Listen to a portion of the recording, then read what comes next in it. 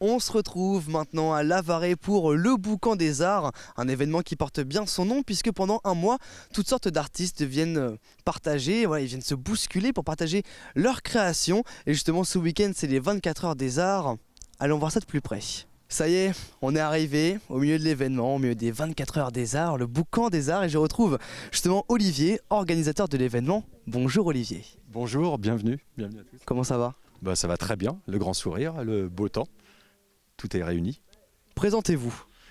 Olivier Dronne, je préside l'association Le Boucan des Arts et j'organise le festival éponyme Le Boucan des Arts à Lavaret, donc depuis maintenant 8 éditions sans interruption. Et une fois de plus, on se retrouve du 15 août au 15 septembre à Lavaret pour tous nos événements, les expositions, les rencontres, les ateliers. Aujourd'hui précisément les 24 heures des arts, mais dès l'ouverture le 15 août c'était un peu le même esprit, les créations de l'instant, on se retrouvait toujours plus nombreux et partager plus largement tous nos envies. D'ailleurs c'est notre thématique pour cette 8e édition, envie, mettre les lieux en vie, donner envie à tout le monde de partager tout cela. D'ailleurs c'est ce qu'on fait aussi dans des lieux partenaires depuis maintenant, ça fait 3e édition aussi, l'abbaye de Tuffet, l'Arboretum du Tuffeau à Saint-Gervais-de-Vic, la commune de Vancé accueille des projets aussi en lien et ils font relais de cette intention du boucan de partager largement l'art sous toutes ses formes. Vous avez parlé du boucan en règle générale. Un petit mot sur les 24 heures des arts précisément. Alors les 24 heures des arts, sa 2e édition cette année, l'intention d'un de nos membres qui avait connu cette activité il y a longtemps, une vingtaine d'années. Il a dit le boucan c'est une fois de plus un lieu où on peut mener un nouveau projet, donc il l'a proposé, on l'a retenu. Ça rejoint un petit peu ce qu'on faisait dans l'intention des créations de l'instant sur une journée, mais là le challenge c'est un peu plus lourd de s'engager sur la durée, 24 heures on le disait, et puis des projets un peu plus conséquents, on va le voir tout à l'heure. Donc ces 24 heures des arts, c'est en fait ni plus ni moins comme tous nos projets généralement, un prétexte à rencontre en fait. 24 heures c'est un peu triché ou c'est 24 heures vraiment sans interruption ? Il faut toujours tricher, surtout dans le domaine artistique, mais jamais donner nos secrets. Okay. Voilà, donc 24 heures, mais quand on prépare 2 jours avant et qu'on y est après, ouais, le public on l'accueille sur les 24 heures. On commence déjà par un pique-nique, ça prend le temps que ça prend. On va terminer par un pique-nique, il y a le barbecue, il y a la nuit, certains c'est jusqu'à 5 heures, d'autres se redémarrent à 9, voilà. Donc sur les lieux là il y a pas mal de choses à faire. Un petit point rapide puis après justement on va commencer par le premier lieu qu'on visitera. Qu'est-ce qui se passe ici ? Alors le prieuré reçoit plusieurs expos, généralement les salles d'honneur à l'étage mais aussi au rez-de-chaussée. Et là ça tourne sur 15 jours. Donc une première expo de gravure avec un projet collectif. On va rejoindre d'ailleurs Philippe Berthomier, un des artistes de ce collectif qui va nous en dire plus. Eh bien justement, allons-y. Et voilà, on arrive maintenant dans cette première pièce, dans cette première exposition qui est une exposition collective qui s'appelle Langue Noire. Et justement, on retrouve Philippe. Bonjour. Bonjour. Comment allez-vous ? Très bien, merci. Donc ici, vous êtes peintre, exposant et forcément vous connaissez bien aussi le sujet. Parlez-nous de cette exposition. Alors cet accrochage collectif en fait de gravure s'intitule Langue Noire.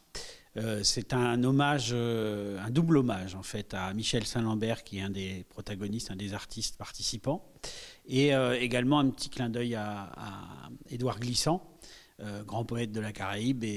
Et en fait, avec Michel Saint-Lambert, nous avons souhaité inventer ce collectif, proposer à d'autres peintres de pouvoir réaliser un projet autour de la gravure, de l'estampe en noir et blanc, grand format, tout le monde le même format, tout le monde le même papier, tout le monde le même encadrement. Donc une sorte de territoire de rencontre pour différents plasticiens de différentes provenances. On a un artiste qui vit à Chicago, un qui vit à Porto, des gens de la Sarthe, des gens du Loir-et-Cher.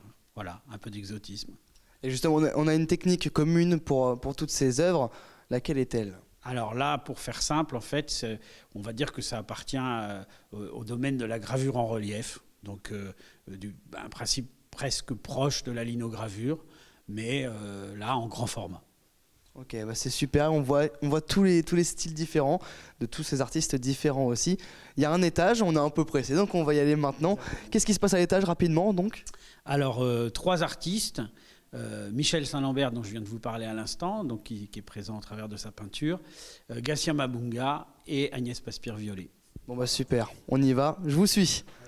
Et voilà, on arrive à l'étage, dans une très belle pièce avec des œuvres forcément plus colorée, de 3 artistes différents qui ont tous un lien avec la créolité, Philippe.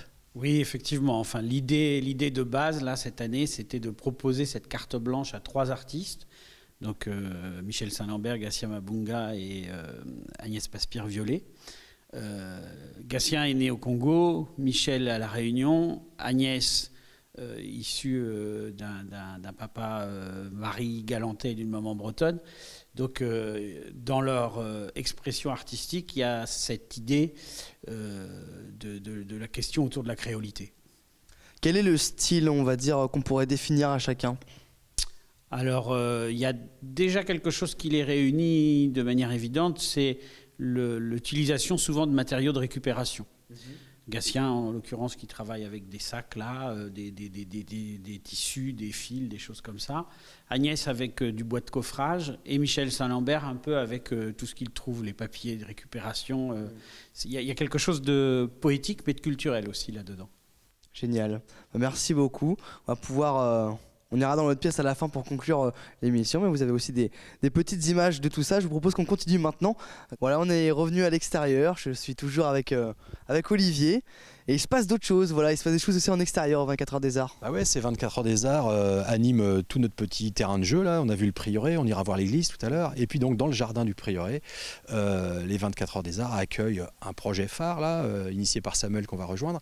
Et puis on a dit des vitraillistes, une poétesse qui va nous faire une lecture tout à l'heure, des photographes qui vont justement composer avec Samuel la fresque.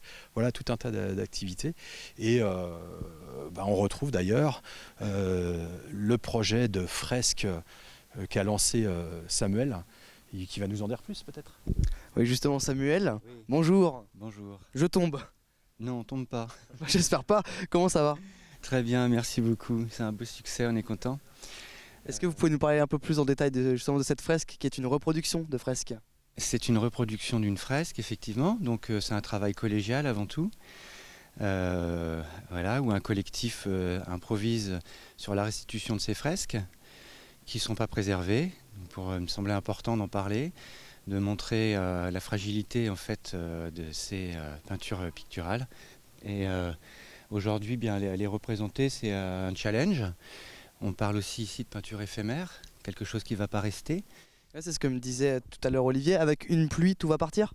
Non, la pluie va faire son œuvre tout doucement. L'année passée on avait déjà œuvré de ce côté-là, l'année précédente encore de l'autre côté avec des enfants. L'idée c'est de travailler avec des matériaux naturels, des terres qu'on extrait dans la nature, et puis des ocres, ici par exemple du kaolin pour blanchir les murs, donc on n'abîme pas du tout le bâtiment. Et puis bien tout ça va laisser des traces dans les têtes, dans les mémoires, voilà. Ce qui est important c'est le partage des techniques, le partage des savoir-faire, et puis chacun donne ce qu'il peut pour une œuvre collective. Il y aura aussi des photos, il me semble, qui vont être accrochées par la suite. Voilà, exactement. Cette mixité en fait des techniques, partagée avec Chris et Nico, qui sont photographes qui vont œuvrer sur des images marouflées sur ces murs. Donc ils se sont attachés hier à nous photographier dans toutes les positions et on va maintenant s'occuper d'imprimer tout ça et d'en faire une composition très décalée en fait avec le monde médiéval où l'art contemporain se croise, il joue du fer avec le médiéval. Génial. Pour conclure ici, vous, quel est votre rôle vraiment ici à cette fresque ou pendant les 24 heures des arts ?